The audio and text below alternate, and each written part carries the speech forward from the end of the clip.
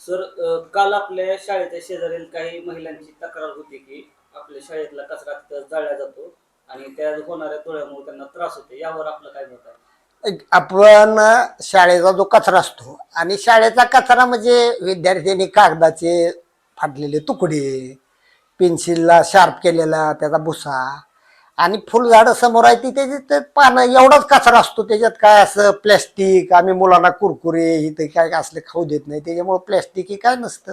आणि आम्ही दररोजचा कचरा नगरपालिकेच्या घंटागाडीतच टाकतो.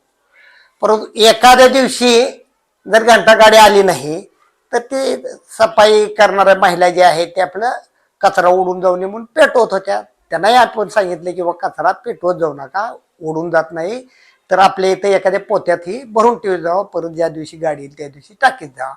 तर त्याने आपली पेटवलेला मुख्याध्यापकांनी त्यांना सांगितलेलं आहे की याच्या पुढे कचरा पेटवत जाऊ नका. आणि असा त्रास होण्यासारखा कचरा आमच्या शाळेत नसतो, आम्ही त्याची काळजी घेतो.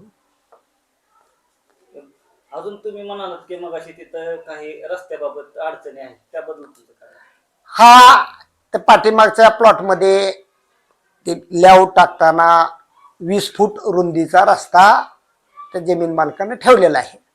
आता जी त्याच्यातली ती महिला आहे मतीबाई म्हणून, त्यांनी त्या 20 फूट रुंदीच्या रस्त्यावर पूर्णपणे कोंबड्याचे खोराडे बांधलेले आहेत, सरपण टाकलेलं आहे, इकडून गटारीचं पाणी सोडून दिलेलं आहे आणि त्याच्यामुळे तो रस्ता पॅक झालाय. जे आमच्या शाळेतली पाठीमागची विद्यार्थी शाळेला येतात आणि जातात त्यांच्यासाठी आम्ही त्यांना विनंती करतो की बाबा तो रस्ता वरचं अतिक्रमण तुम्ही काढा.